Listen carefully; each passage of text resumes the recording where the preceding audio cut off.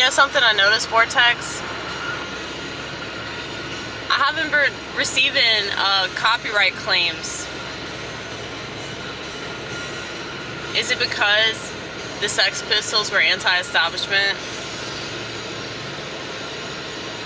So the establishment's like, fuck those guys. Fuck those guys, they're against us. So you go ahead and take their music.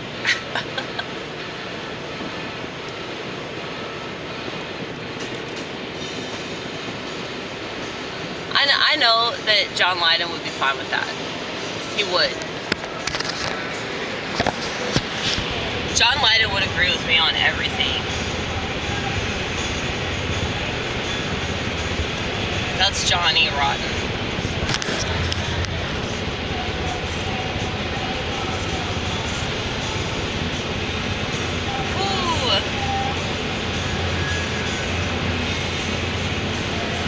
So, I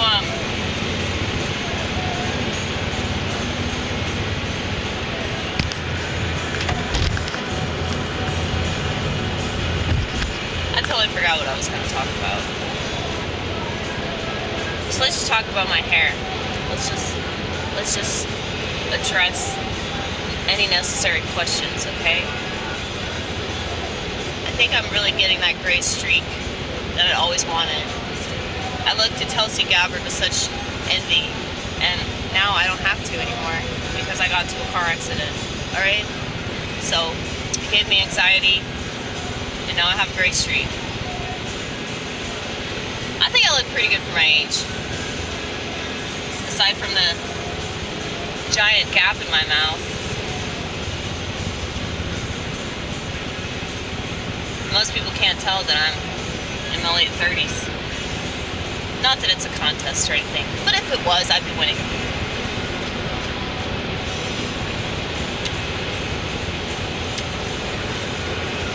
I mean, a lot of people that I went to school with a while ago recognize me immediately.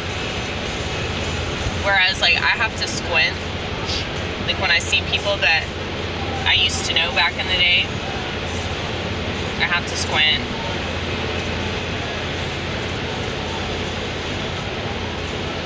And then I get really depressed.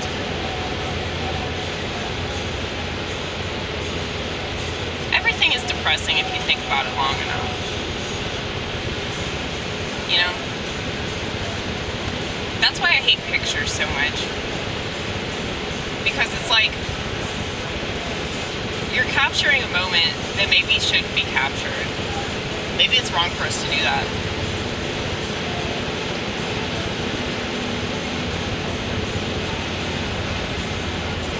I mean, I had a natural aversion to social media because I know that about our brains. Like, I just understand the way that they're wired, and you know, it's not a good thing to look at pictures of people.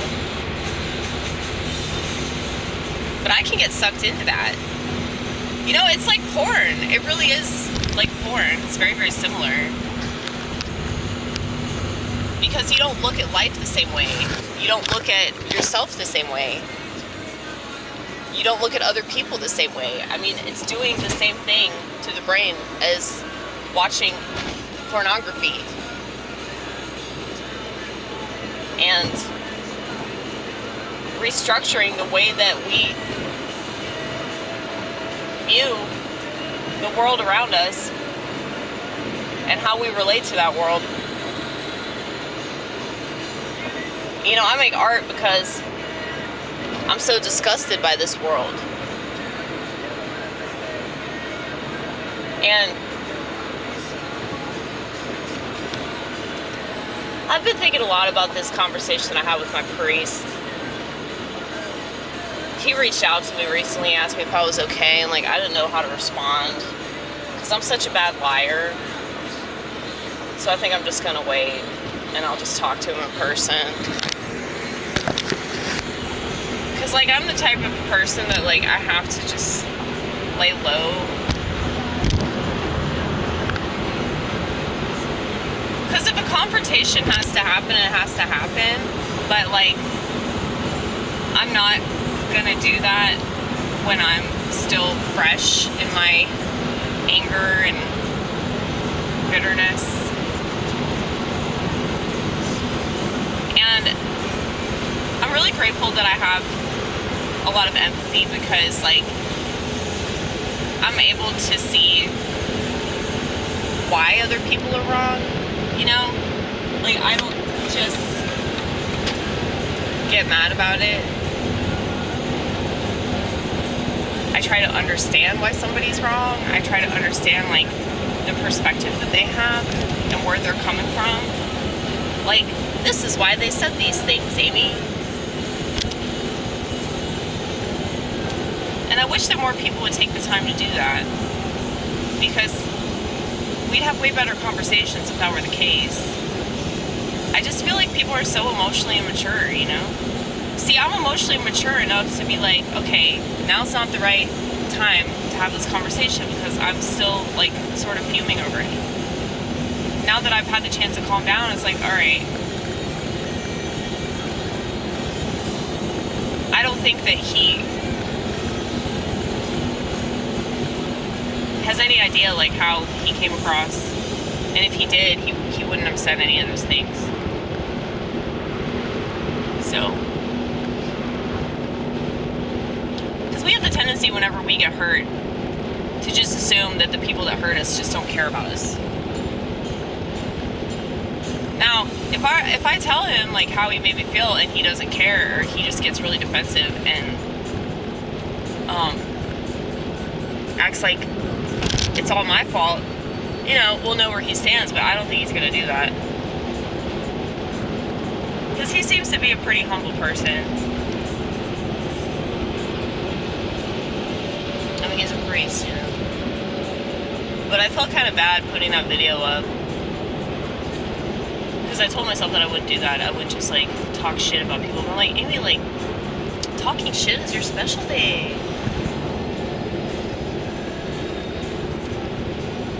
And whenever I get nervous about putting something up, that's usually when I need to put it up the most, because it's like a reflection of how I truly feel about something.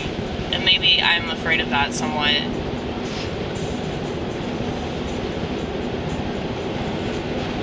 But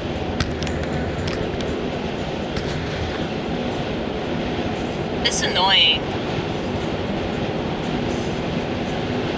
being one of the few people in America that, like, legitimately cares how, like, my actions impact other people, you know? Like, if I say something hurtful, that's why I'm so conscious about my comedy, you know? Like, it's like I've spent my whole life running away from that responsibility because I had such horrible stage fright. And he doesn't understand that, you know? He doesn't understand that kind of commitment. It's just like having a family. It's just like having, you know, a wife and kids that you have to support, man. It's like you do that because it's your livelihood. And it's part of who you are, you know? Well, like, that's exactly how I feel about this. I mean, I know it's not the same, but I feel the same level of responsibility. You know, like, if you don't go to work and you don't put food on the table, your kids don't get to eat. And then your wife's a cunt and she won't blow you, you know? It's like you want to do right by your family. Well, it's like I want to do right by the world. So that's why I make art, is because I have to. It's like a responsibility to the community. You know, to make things that are a reflection of how it really is out there. And I know that I'm an acquired taste, and I know that I'm, you know, like sandpaper. I was watching that set. I always wait to watch my comedy sets because it's just excruciating. And when I did that joke, it was funny because I heard Todd, the owner of the bar, I heard him laughing at that joke. It's cool whenever I know who's laughing. With Ronin, it's obvious because she has that witch's cackle.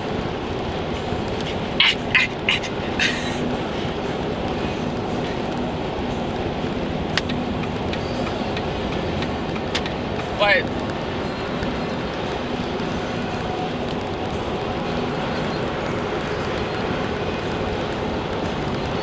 yeah, I don't know, man. I just feel like non-artists could never possibly understand that level of sacrifice made for something creative, you know? They look at sacrifice like it's some sort of like capitalist virtue, you know? I mean, running a business, obviously, like, you're taking a major risk with that. Having a kid, that's a major risk. Getting married, that's a major risk, you know? But, that's why, like, I'm doing art that sort of, you know, supports that, encourages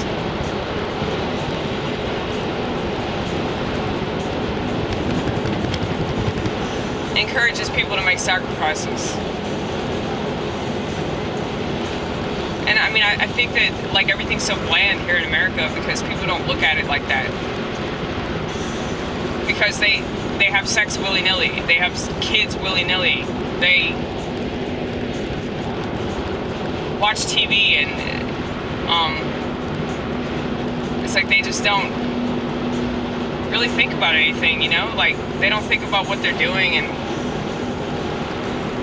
what it's gonna mean for them in just like a couple years, you know? It's all about the instant gratification.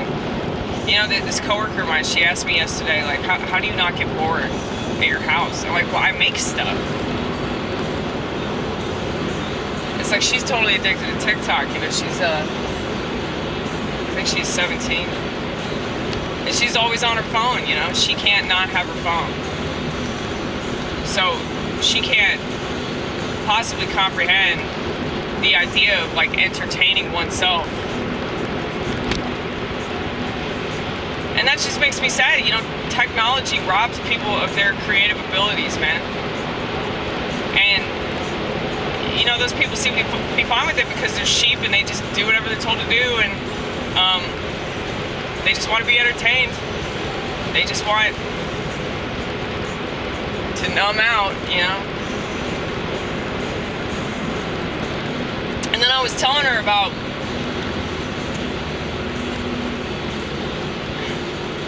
like my past life, and I was telling her that, like, I used to wake up in my own urine when I was an alcoholic, because these are the kind of conversations we get into in a restaurant. Well, like, I was explaining this to her and she goes, oh, like that character in Shameless. I was like, yeah, Shameless is a good term to describe my past life, and I guess that's probably why I go so hard for Jesus Christ these days. But yeah, it's like all she knows is like TV and TikTok videos. So it's like I'm telling her about real life experience that I've had, and she's comparing me to some TV character.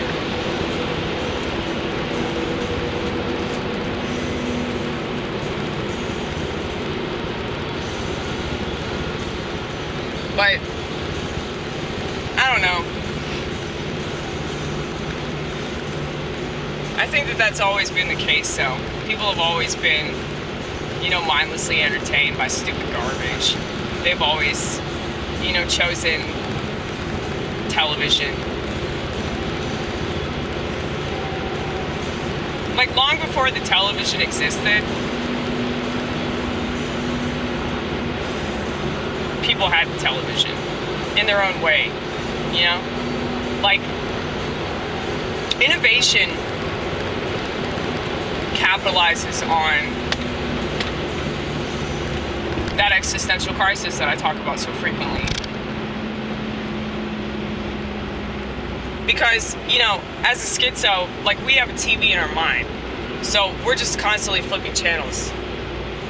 And to a normal person that's addicted to TV and pills and trust pharmaceutical companies, okay, to a normal person,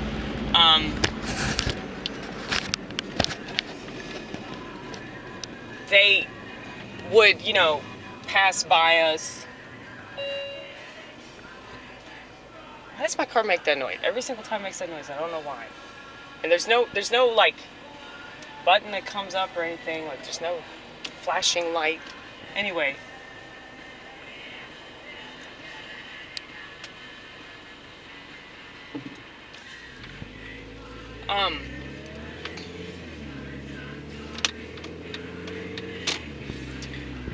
So what was I saying?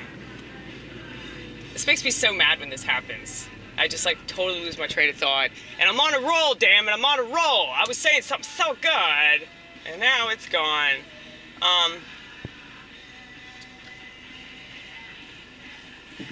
Oh, you were talking about schizophrenia and how it's like just a bunch of babble.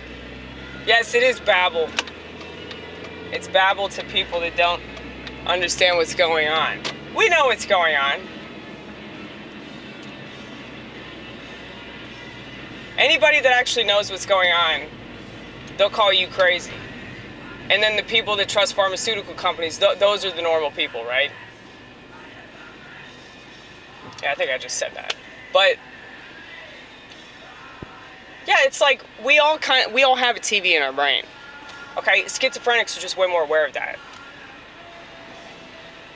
But yeah, like this happens at work all the time where like I'll just be talking to myself and like people will like pass by and they'll like want to know what I'm talking about, which is so annoying. I'm like, dude, why can't you talk to yourself? Why can't you be half as interesting as I am and then you won't need me to explain everything to you? But yeah, it's like the more stuff is going on up here, the less entertained you are by stuff down here. Okay? Like we don't need a TV and we don't need drugs. Like I know I talk about drugs a lot. It's not a requirement. It's just nice to have sometimes. But that's because we understand the purpose of it. Most people don't. The reason why they get addicted to drugs is because they don't understand that there's a purpose for it. And they don't want to face themselves. So it's easier to just keep getting high than it is to accept the fact that you were molested. You know? I understand that. I really do. You have my pity. But you know,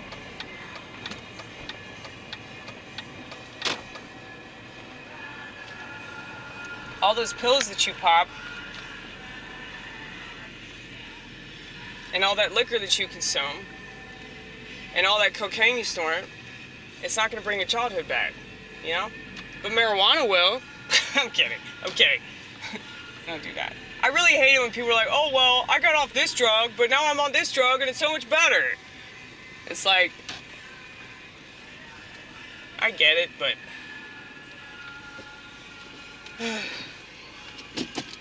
I think the goal is to not need anything. But then again, I just keep twisting it. It's awesome. Think of me like a pretzel. I'm like the ultimate pretzel. I'm like a giant like gymnasium pretzel. Like the world's largest pretzel. That's me. Yeah, it's like I read this prayer book. I don't have to read prayer books, you know, I pray all the time, right? But some people need a prayer book to remind them to do that. No, I just like having it anyway. And then some people say, you're pathetic because you need God. Right? And all these people are addicted to all kinds of stuff.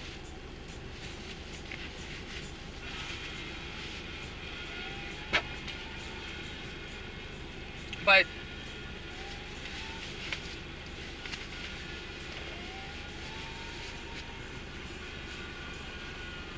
yeah, I know everybody needs something to get through the day. Everybody needs something to get through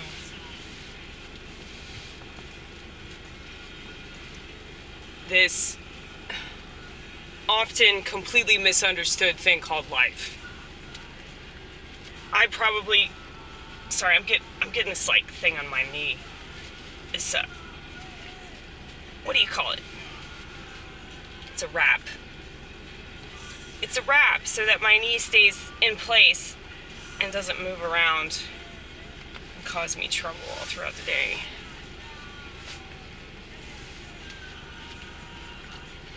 But yeah.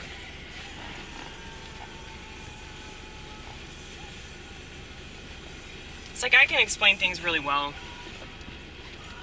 But I'm crazy, so who's gonna listen to me?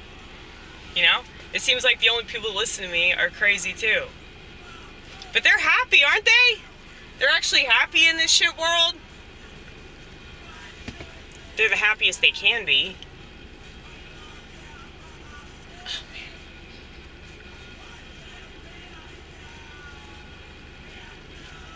I sweat like a man, in case you're wondering. It's embarrassing.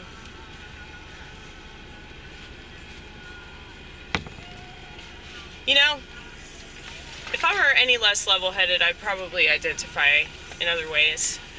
You know, I'd probably just say I'm a man, since so many people seem to misgender me anyway, you know? It's so funny that, like, just listening to them whine about being misgendered, even though they're actually being properly gendered, they're just delusional. I get literally misgendered all the time. Like, people call me sir often, okay? Such a compliment. Thank you so much for assuming I'm not a woman. We appreciate it. But it's an energy thing. It's an energy thing. So I just have a lot of that masculinity just beaming off of me.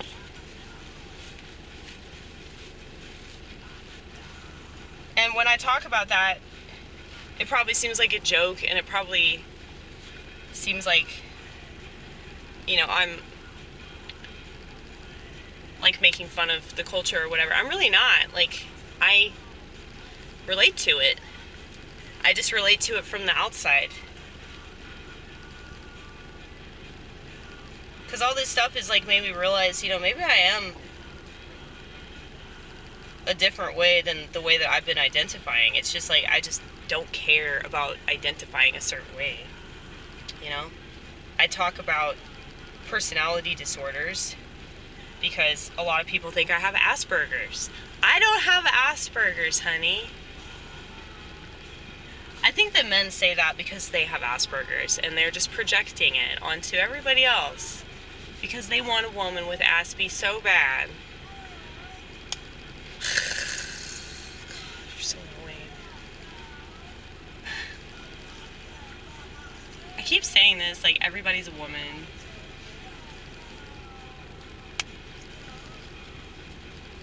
The reason why men act like women is because they spend way too much time with women. Y'all need to stop that. It's not as if we're interesting anyway. I'm, like, the best you're gonna get, and I'm schizophrenic, so what does that say?